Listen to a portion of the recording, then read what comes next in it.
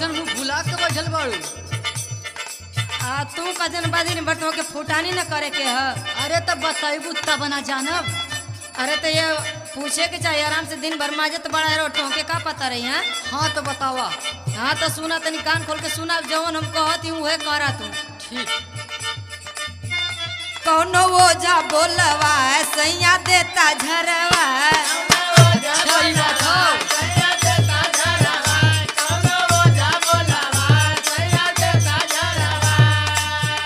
कौनो ओझा बोलवा सैया देता झरवा। रतिया बथलाई हमरो बदनवा ना।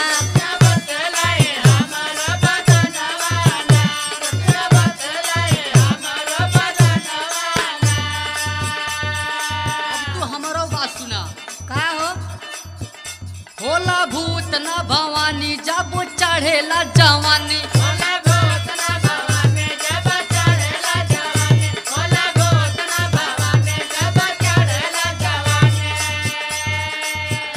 होला भूत न भवानी जब चढ़ेला जवानी। शंका होई जाला गोरी अपने मन माना।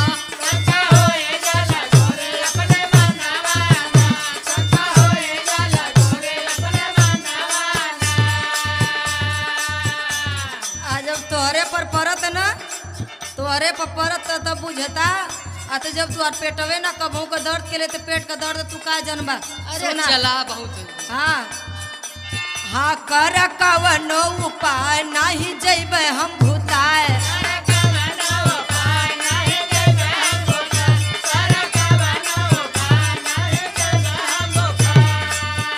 कर कवनो उपाय नहीं तो जैबे हम भूता। लहरी सोखा की है चला तुम भी है नवाना।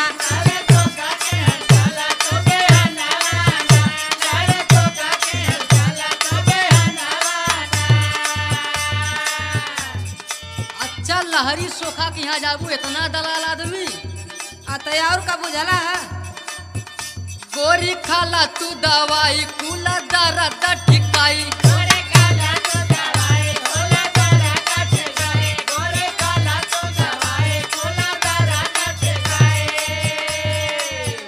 गोरी खाला तू दवाई कुला दर्द ठिकाई। ओझा सोखा होलन बड़ा का दललवाना।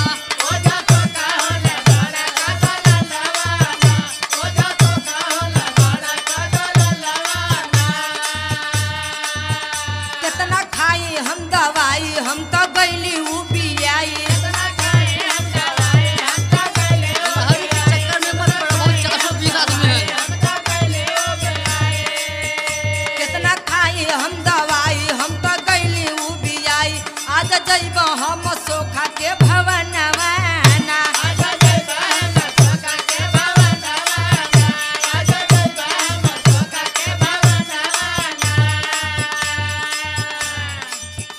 बोलिया तो से झूठा पूर मंगिया लावांगा कपूर। ना ऐसे कहल जाला। अगर बात हम बतिएबे ना करी। बोलिया तो से झूठा पूर मंगिया लावांगा कपूर। गोरी मुर्गा कदई हकर दन माना।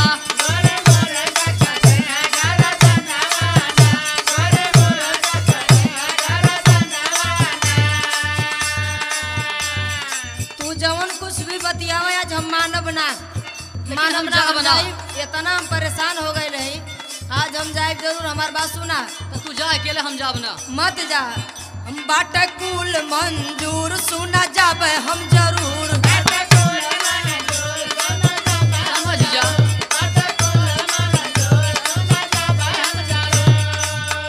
बाटे कुल मंजूर सुना जाबे हम जरूर।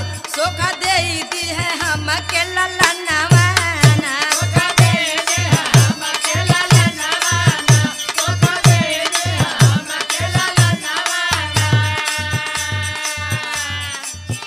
गोरी बतिया के माना ज्यादा जीत दिन ठाना।